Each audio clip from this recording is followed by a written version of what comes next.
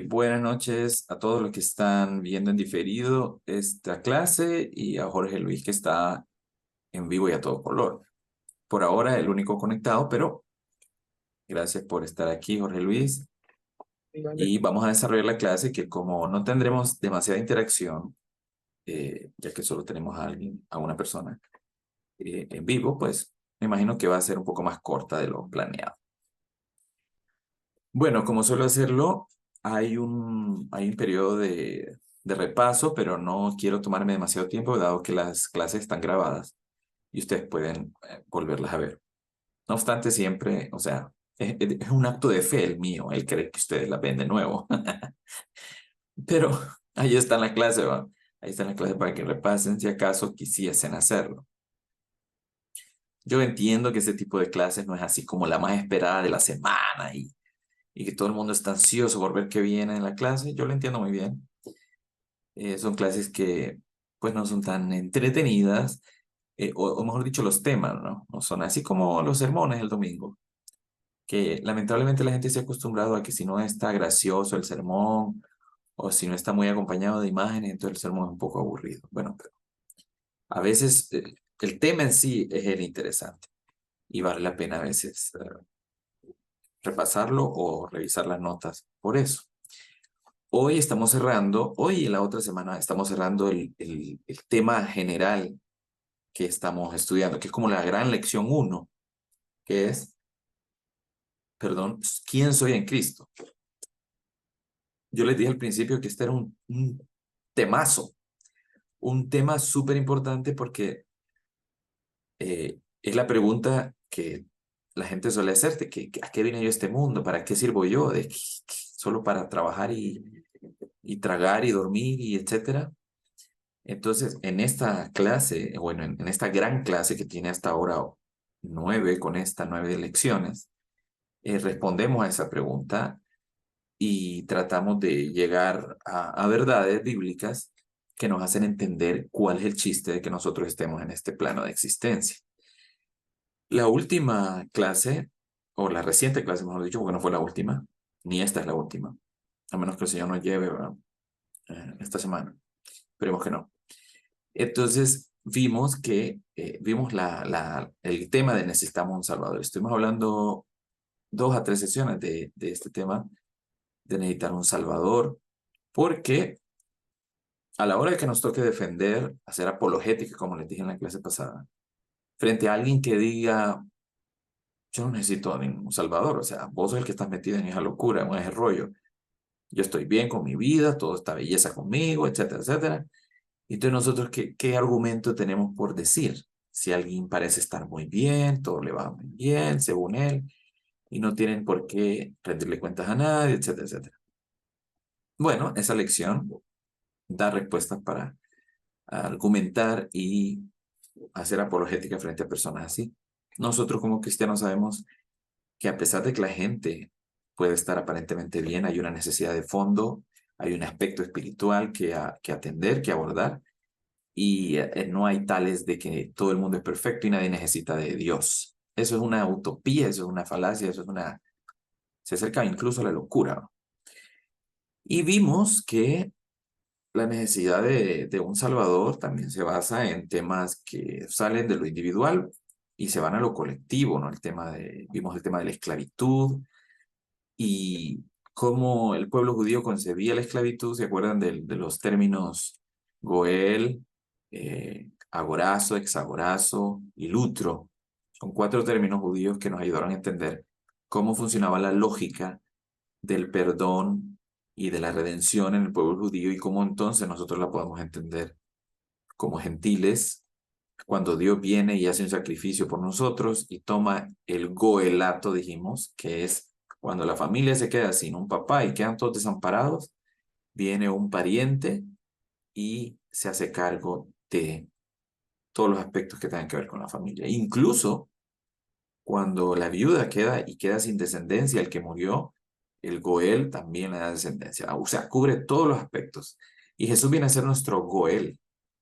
Nosotros que andamos perdidos como ovejas, como dice Isaías, que no tienen pastor, y Dios nos viene y nos añade a su rebaño.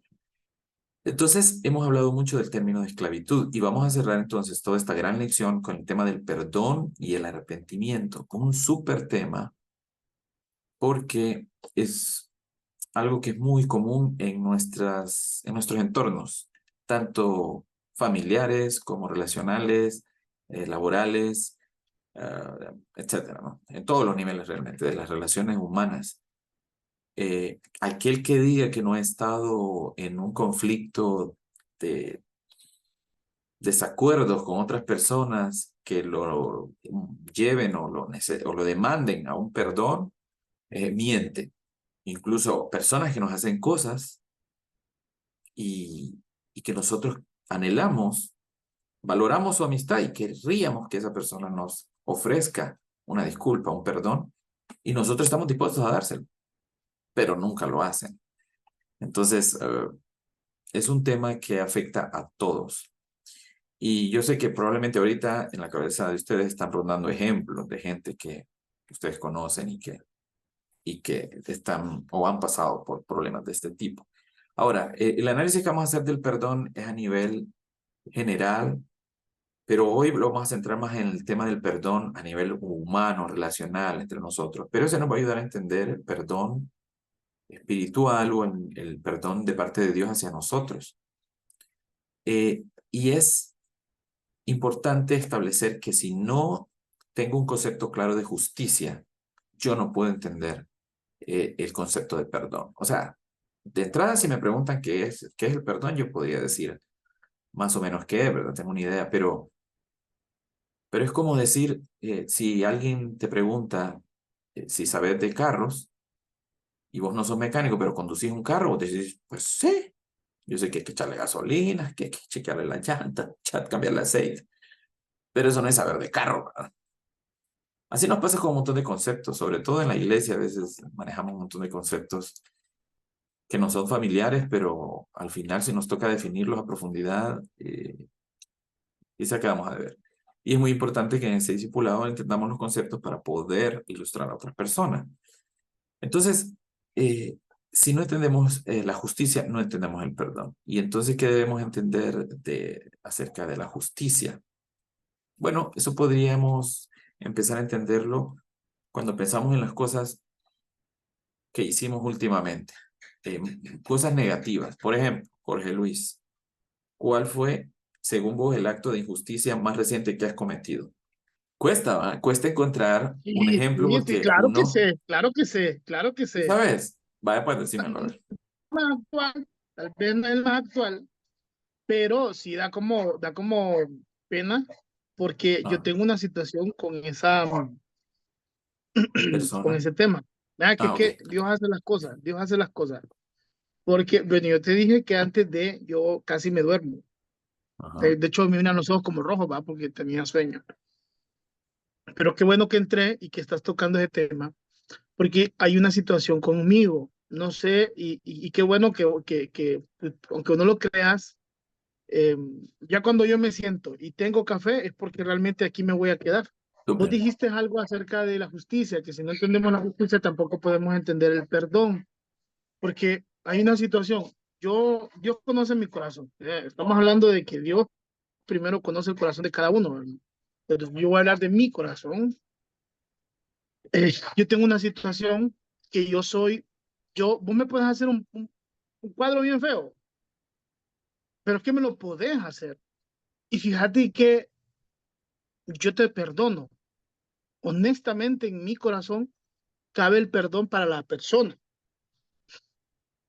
Mi esposa, que la conoces, me puede hacer un cuadro feo y yo la perdono. El problema mío es conmigo. Yo me hinco, pido perdón, máxime cuando sé que he cometido el error. Pero hay una situación conmigo y es que a mí me cuesta perdonarme a mí mismo. Porque toda la vida tengo en mi mente, estoy pensando que cometí un error y está bien, no somos perfectos como para perdonar y olvidar, pero yo sí me conozco, yo puedo decir, bueno, me hizo esta vaina, tal vez en su momento me topé con esta persona en el momento que no debía y cometió el error y ya está. yo tratando de justificarme, ¿entendés? Una acción que sé que la persona la hizo pensando en sus 5 sentidos. Y en el caso de la mujer, en los 6 sentidos. Ujú. Pero el problema es conmigo, yo no me cuesta, Claro, ¿entendés? ese sentimiento se llama culpa. Y la culpa es tan común. Y hace 2 lecciones, creo, 2 o 3, estuvimos hablando del tema de Pablo y de cómo él se autocuestionaba y decía, lo que quiero hacer no hago. Y lo que hago va contra los verdaderos deseos que yo tengo por este cuerpo de muerte y empieza con el dilema, no sé si viste la lección, pero si no la viste puedes verla, donde analizamos esa lucha interna que Pablo tiene que es totalmente humana y que nos pasa a todos, ¿verdad? En diferentes niveles, en diferentes aspectos, diferentes pecados, porque uno desea sentir aquella paz respecto de alguna persona, alguna relación, algún conflicto, y siente que no está en paz, siente aquella culpa, pero dice Pablo al final que tiene su refugio en Dios y que en él puede descansar en ese sentido. Al final él reconoce que si bien es un dilema para él intenso, puede descansar en el sacrificio de Cristo. Desde luego esto se puede volver retórico, es decir, solo de palabra. Esto se tiene que vivir para poder, y es precisamente para poder entenderlo y para poder vivirlo. Y es precisamente lo que vamos a analizar ahora. El concepto de justicia del que estamos hablando y del que debemos entender para poder asimilar el perdón, tanto de ida como de venida. Se trata del respeto a los derechos de los demás. Se trata de actuar siempre con la verdad. Se trata de ser equitativo, tratar con equidad al resto, ¿no? No preferir a uno por tener o por ser más que el otro. Y el concepto que manejamos hace 1 y 2 clases, libertad. La justicia se traduce en esos aspectos. Si no existen estos aspectos, no hay justicia. Y por lo tanto, podría haber algo de dicho de boca llamado perdón, tanto de mí hacia otro como de otro hacia mí. Pero no va a ser más que eso, un decir de boca, si no están estos aspectos dentro de ese perdón, porque si no hay justicia, no hay perdón. Y por ejemplo, si yo estoy siendo un poco falso a la hora de decirle a alguien, no te preocupes, yo te perdono, no te preocupes, yo ya olvidé, deja eso. Si no estoy actuando con verdad, entonces ahí no hay justicia, ¿ya? Si yo todavía siento que hay algo en mí que me oprime respecto a eso que ocurrió y aunque la persona me haya pedido perdón, yo no tengo libertad y sigo siendo esclavo de esa ira, de ese resentimiento, ahí no hay justicia.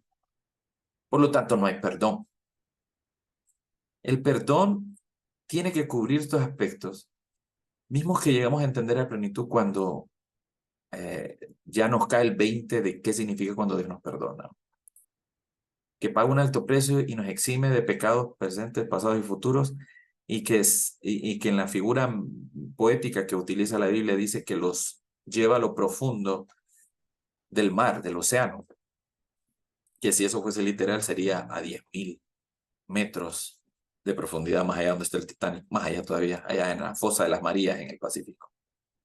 Pero no es literal, ¿verdad? Lo que quiere decir es que lo lleva por cierto que en el fondo del océano a los 3.000 metros ya no hay luz, está todo oscuro, ahí no hay nada. Es decir, no hay nada de luz porque hay vida.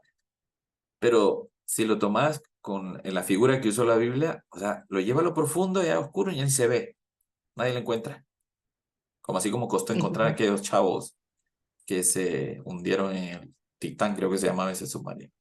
Ok, pero regresemos, Ajá. no nos extraviemos.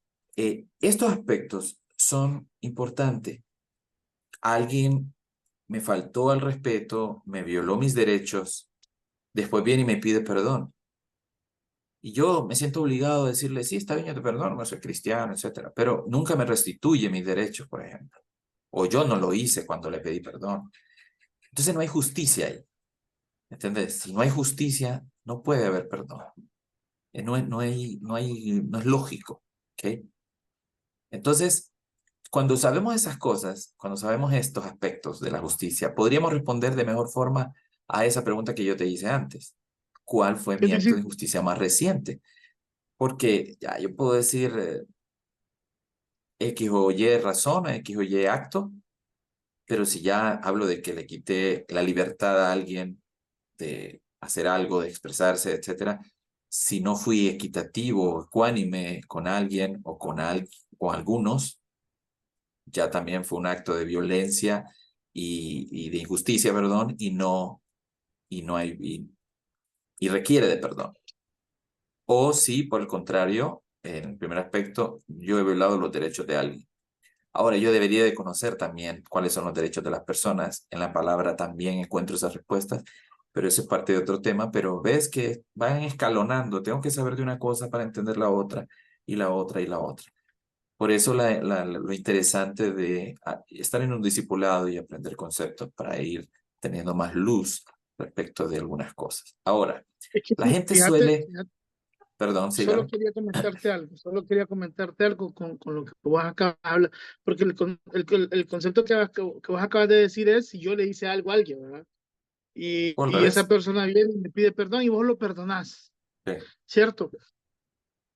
Pero yo tengo una situación que yo no pido explicaciones, yo no busco encararme con la persona, yo simple y sencillamente desaparezco. Al punto, Wilmer, que si yo sé que esa persona está en ese lugar, no por rencor, no por rencor, yo no voy a ir, porque yo ya como que, como que ya pasó el tiempo de que aquel perdón fuese sincero.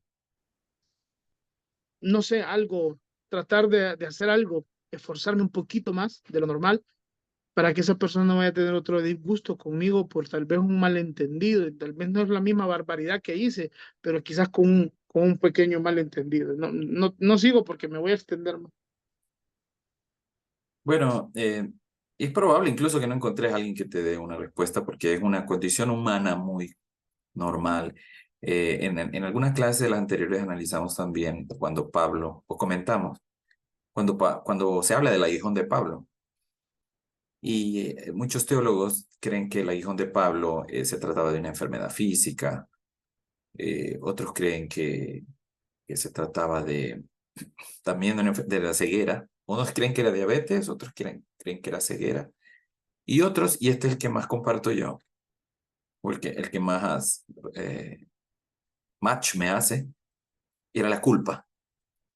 La culpa de Pablo que antes de su conversión mató un pucho de cristianos, persiguió un montón de cristianos y fue terrible con ellos, para luego convertirse al Señor y darse cuenta de, de, de su fe, convertirse a su fe, ¿no? Entonces, ese aguijón que le atormentaba todo tiempo, muchas posturas teológicas dicen que era la culpa. Y la culpa es una cosa muy humana, ¿ya? Y es con la dinámica que también hemos estado conversando aquí, que debe ser un afán diario, que es precisamente el propósito de los devocionales y de la vida de oración, es hacer que esos fenómenos humanos, porque si bien tenemos la redención en Dios y el Señor viene a habitar en nosotros, seguimos siendo humanos y seguimos teniendo luchas como humanos. Luchas en ese nivel, luchas a nivel sexual, luchas a nivel de materialismo y de cosas que deseamos. Entonces, son aspectos que para unos son más llevaderos, para otros no, y con los que vas a tener que ir luchando. Para mí son unas cosas, para Jorge Luis son otras, para Miriam, para Marta, para los otros miembros de este grupo son otras. Entonces, vamos a hablar en parte de eso y algunos ejemplos de la Biblia que se refieren a esa situación adelantito en la clase. Ahora, nos quedan algunos minutos por si se cierra la clase, nos volvemos a conectar, ¿ok? Al mismo link. El problema es cuando la gente dice, yo tuve una diferencia con esa persona, yo tuve un malentendido con esa persona. Tuvimos un altercado, ahí le falta la R, es una discrepancia, ¿verdad? No es que yo no sabía, dice, yo no sabía que eso era así, por eso yo lo ofendí, pero yo no sabía, no hay excusas. O sea, por eso le pongo ese símbolo así de prohibido, de no hay excusas. como dice el derecho, no se te acusa o mejor dicho, no es justificación tuya desconocer las reglas. Violaste una regla y tu deber era conocer la regla. Entonces, estas palabras eufemísticas que usamos eh, para disfrazar nuestros errores son en realidad pecados. ¿Ya? Hemos cometido un pecado que queremos llamar malentendido, diferencia, y entonces al llamarlos así, no nos vemos obligados a pedir perdón. ¿Ya? O las otras personas dicen, no, si yo tuve discusión con él, pero tengo por qué pedirle perdón, porque yo no le hice nada, yo no le hice daño. Y así, ¿no? Nos justificamos. Eso está muy mal. Incluso a nivel ya más macro, países dicen, bueno, es que los países conquistamos territorios y hemos hecho esta guerra porque así funcionan las cosas. Quien no conquista, entonces es derrotado. Y justificamos actos, agresiones, como lo está ocurriendo ahorita en Israel y todo ese rollo de las guerras o como ocurrió en Ucrania, se justifican con excusas, así como lo hacemos nosotros individualmente con el tema de el pecado, que lo nombramos de diferentes formas. Todas esas palabras que solemos utilizar se traducen en injusticias. Así de simple. Y la injusticia es un pecado. En Proverbios 11:1 vemos esto, que la balanza falsa es abominación al Señor. O sea, la injusticia, pues. Pero el peso cabal es su deleite. Cuando hacemos justicia, el Señor se deleita. Proverbios, Deuteronomios, perdón. Proverbios. Es Proverbios 11:1. Deuteronomio 16:19, no torcerás la justicia, no harás acepción de personas, ni tomarás soborno, porque el soborno ciega los ojos del sabio y, no nos hemos desconectado, ¿va? Y pervierte las palabras del justo. Clarísimos estos versículos. Maldito el que cambie el lindero de su vecino y todo el pueblo dirá amén. O sea, maldito aquel que robe, que se aproveche, que extienda el cerco para tomar más ventaja o tomar ventaja de su terreno en daño del otro, decía Deuteronomio. En Proverbios, el testigo falso no quedará sin castigo y el que cuenta mentiras no escapará. Hablando de la justicia, estamos citando la justicia en diferentes versículos. No robes al pobre, dice Proverbios 22:22, porque es pobre, ni aplastes al afligido en la puerta. O sea, no le robes por su condición de sencillo, de humilde, ni aplastes a aquel que está afligido. Entonces, hay miles de versículos al respecto de las injusticias. ¿Por qué? Porque la injusticia es pecado y Dios aborrece eso. Y hacer un agravio contra alguien y no reconocerlo como perdón es igual a decir, yo no he cometido ninguna injusticia y hacerse loco, como bien decir, ¿verdad? Que uno se hace el que no, pero realmente sabe que ha cometido. Si sos cristiano y el Espíritu Santo te ha instruido, no de forma mágica, ¿verdad? Sino que te ha instruido a través de la palabra, vos vas entendiendo, ¿no? Además hay un sentido común, como dice Romano, ¿no? Que aquel que nunca escuchó el nombre de Jesús se puede dar cuenta de la grandeza del Creador al ver simplemente la naturaleza, al ver estos eclipses maravillosos, al ver cómo se comportan los animales, al ver cómo la naturaleza es tan perfecta, puede ver al Creador. No hay excusa. Sabemos lo que es incorrecto. A veces nos falta instrucción, desde luego. Pero cuando alguien le quita al otro, oh, todo el mundo sabe, no necesitas ser cristiano para saber que eso está mal. ¿De acuerdo? Entonces es injusticia. Y entonces, cuando hay una injusticia, al pecado. Y cuando hay pecado, se demanda perdón y no hay medias tintas ni grises en esta premisa. Yo sí he cometido injusticia, he cometido pecado y estoy llamado y soy responsable para que se dé el perdón. Es como haciendo una analogía sencilla y muy infantil. Si hay un incendio, ese incendio demanda pronta acción de los bomberos, de alguien que venga y lo apague, ¿no? Porque ¿qué pasa si no? Pues eso se expande y causa muchísimo más daño. Si estoy enfermo, eso demanda una acción pronta de atención médica, ya sea a través de un procedimiento médico o de medicamentos. Porque si no lo hago, ¿qué pasa? Pues me pongo peor, o se pone peor la persona, o se muere, no sé. Pero requiere una acción inmediata. Cuando viene el pecado, también requiere una acción inmediata. Yo necesito pedir perdón. Porque ¿sabes qué? El pecado también se expande y afecta y empieza a llenarme de pensamientos, y de culpabilidades y de probablemente de iras, de resentimiento, etc. Yo necesito el perdón, tanto de ida como de venida. Lástima que a veces uno es el ofendido y la otra persona no viene con la solicitud de perdón y entonces uno está con esa cuestión y ahí es un trabajo que uno también debe hacer, ¿no? De parte de Dios hacia uno y por consecuencias a la otra persona. Esa persona, según yo, me debería de venir a pedir perdón y por eso estoy resentido con ella y estoy molesto y estoy con aquel sentimiento. Bueno, yo debería estar más bien pidiendo perdón por esos sentimientos que tengo en contra de la persona, porque no sé si recordás ese versículo que es lema en nuestra iglesia, que dice en Hebreos, es en Hebreos 14, seguid la paz con todos, dice. ¿Recordás? Y la santidad sin la cual nadie verá al Señor. Sí, eso es una cuestión que o sos radical en eso o no lo sos. ¿Ves la flecha blanca que está en el centro? Está rota. Si no hay perdón, todo se complica. No, ya no lo perdoné ni me perdonó, pero ahí estamos tranquilos. No, no es cierto, no es cierto. En las relaciones interpersonales eso no aplica así. Es como que yo diga en el ejemplo del incendio. No, yo no lo pagué, pero el incendio ahí, tranquilo, pues, no hay falla. No, alguien tuvo que pagarlo. Si no pasa lo que pasa en California, ¿va? Que se expande y quema las casas de todos los actores ricos y famosos.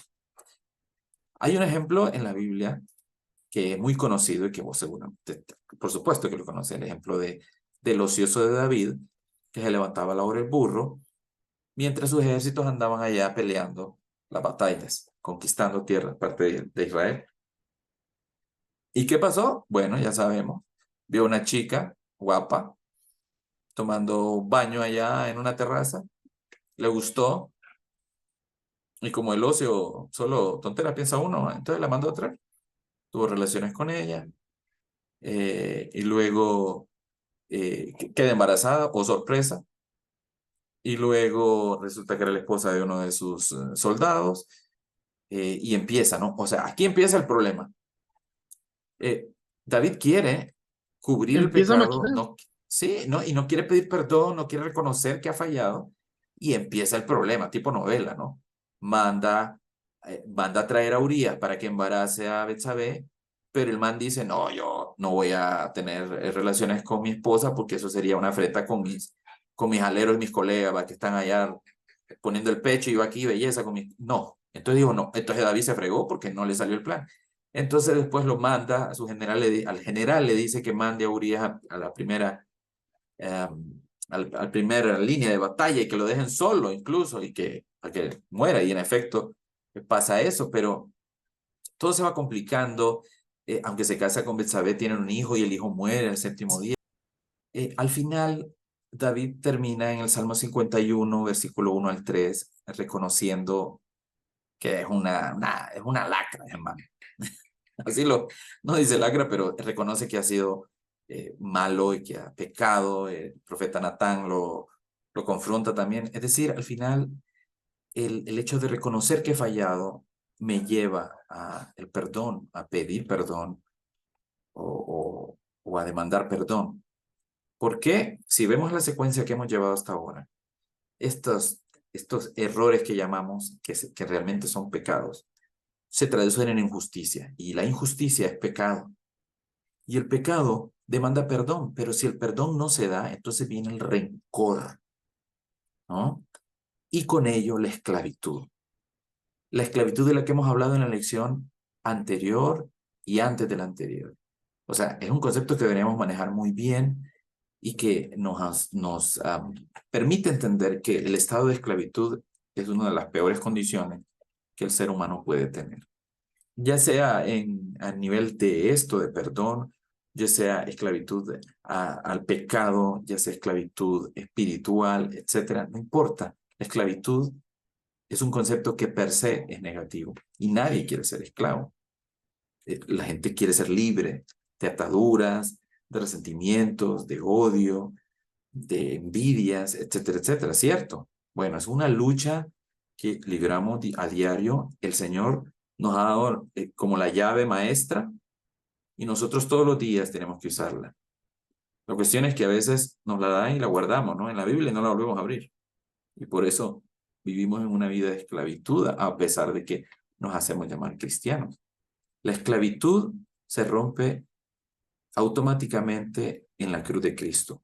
Él ha pagado un precio y nos ha liberado de la esclavitud del pecado. Y entonces, ¿por qué seguimos pecando? ¿Por qué seguimos errando? ¿Por qué seguimos siendo injustos a veces? Porque seguimos siendo hombres, seguimos siendo personas. Entonces, nuestra naturaleza humana no desaparece cuando nos convertimos a Jesús. Sigue ahí. Lo que pasa es que ahora estamos más armados. Tenemos las claves, tenemos como el conocimiento a la mano para poder tener victoria en esas cosas. Cosas que no tiene el que no conoce de Jesús, el que no conoce de Dios.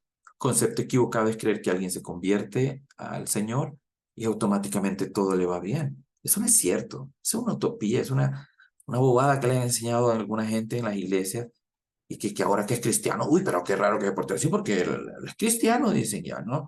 Pues el tipo viene y está librando su batalla, ¿no? Algunos más que otros, porque algunos nacieron quizá en hogares cristianos, otros nacieron en hogares de terribles situaciones. Entonces, es una lucha diaria.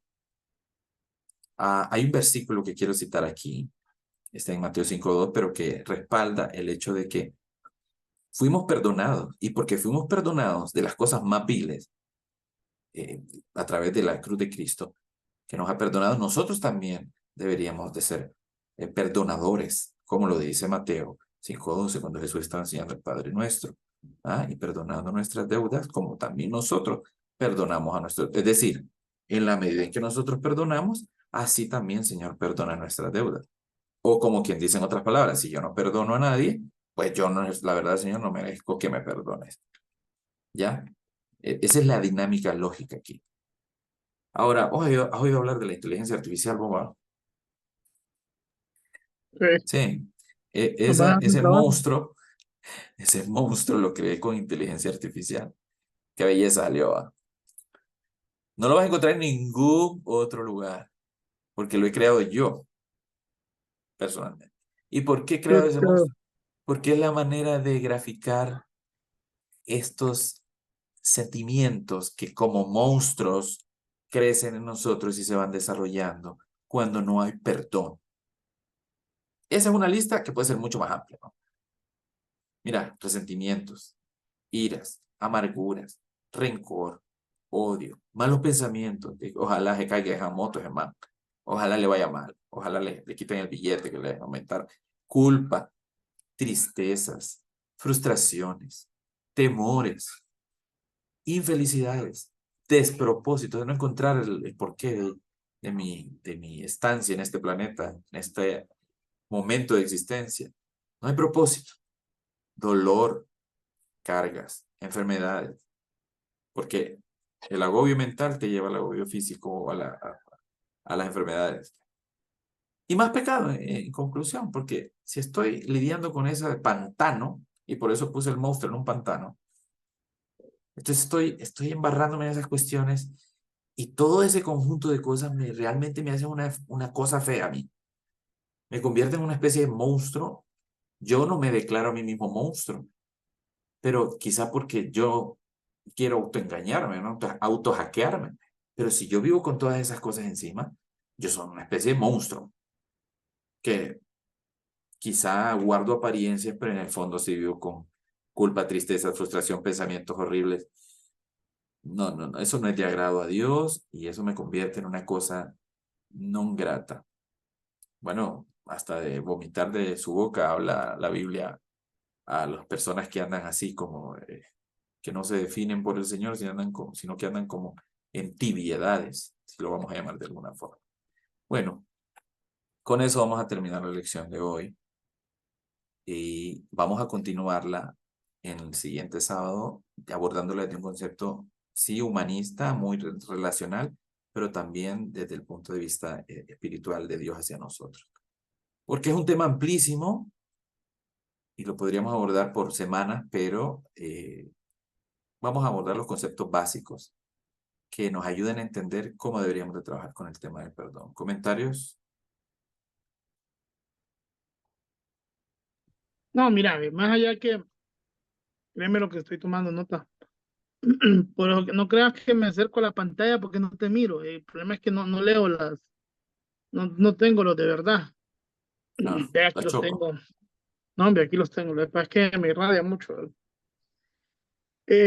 Tomé nota de lo que estás diciendo, porque, mira, no te voy a mentir, no soy mucho de tomar notas, lastimosamente sí en el trabajo, pero no en lo espiritual, en las cosas de que realmente valen. Pero ahorita sí tomé nota, porque en algún momento voy a leer Proverbios 11:1, Deuteronomio 16:19, Mateo 5:2. La falta de perdón trae lo que acabas de decir.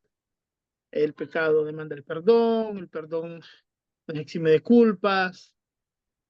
Todo eso lo vuelvo a leer, porque como vos decís, todos tenemos nuestras luchas diarias y nosotros nos podemos poner de frente a las personas con una sonrisa, pero solo Dios conoce nuestro corazón y sabe qué es lo que estamos peleando. Vos dijiste algo ahorita, que mentiroso aquel que diga que al venir vos a Cristo, volvés a tener dinero en tu bolsa, cuando muchas veces es todo lo contrario. Se empiezan a perder oportunidades, y que solo en la madurez espiritual uno entiende el por qué pasan las cosas. Eh, no te voy a mentir, de hecho ya abrí el calendario para ver qué fecha es el otro domingo, el otro sábado, creo que sería el 28, sábado 28 de octubre. Dios mediante voy a estar conectado, pero honestamente el tema sí me tocó porque pues por lo que dije desde el principio, ¿verdad? Y creo que es como David, a veces uno se tarda un montón para decir y hasta que uno dice, no, pues soy la peor escoria, porque vuelvo y te repito, tal vez no matamos, pero desde que concebimos la idea de tapar aquello eh, que nos señala a nosotros mismos hasta que ya no podemos y hasta que obviamente David dijo, no apartes de mí tu espíritu, ¿ah? Pero ¿a qué precio? ¿Ah? ¿A Claro, qué precio? Entonces, la verdad me parece muy buen tema y te agradezco porque pues que te hayas preparado para, para, para montarnos esas imágenes que vienen a como que a allanar un poco más el tema y quitarnos algunas dudas que tenemos. bueno, no hay por qué dar gracias. Estos son temas que a mí también me edifican, me ayudan en mi propia vida y que los hagamos así en comunidad es maravilloso. Ojalá tuviéramos más espacios más bien donde poder compartir la palabra y poder estudiarla y profundizar, ¿verdad? Porque estos no son temas menores, porque no hay pecado pequeño. La Biblia enseña que no hay pecado pequeño. O sea, el pecado es pecado y a Dios, eh, Dios rechaza el pecado. Claro, hay consecuencias distintas a diferentes pecados. No es lo Ah, mismo matar a alguien. claro, La consecuencia no es igual que robarte un chicle. Pero es pecado igual. Y el pecado es no, pecado. Las consecuencias son exacto, diferentes. exacto. Bueno, vamos a cerrar y vamos a orar, si te parece, Jorge Luis, para cerrar Sí, el tiempo. Señor, te dale. agradecemos por la bendición de escudriñar en tu palabra y de darnos tiempo para pensar en estos conceptos que son valiosos para nuestra vida, porque podemos ser de bendición a otras personas, podemos ser de bendición para nosotros mismos, para entender cómo funciona la dinámica del perdón, tuyo hacia nosotros y de nosotros hacia los demás. Permítenos seguir ahondando no solo en este tema, sino en todos los temas que en este discipulado podamos ver, pero también en otros temas que tu palabra nos vaya mostrando de diferentes formas, porque entendemos que hablas de diferentes maneras. Pero gracias por la vida de Jorge Luis, de su esposa, de su pequeño. Le bendecimos, Señor, guarda su integridad física, guarda su alacena, guarda todos aquellos aspectos con los que ellos estén lidiando, Señor, para que puedan salir victoriosos. Y bendice también al resto de la clase, que estará escuchando esta clase más adelante. En el nombre de Jesús, oramos. Amén.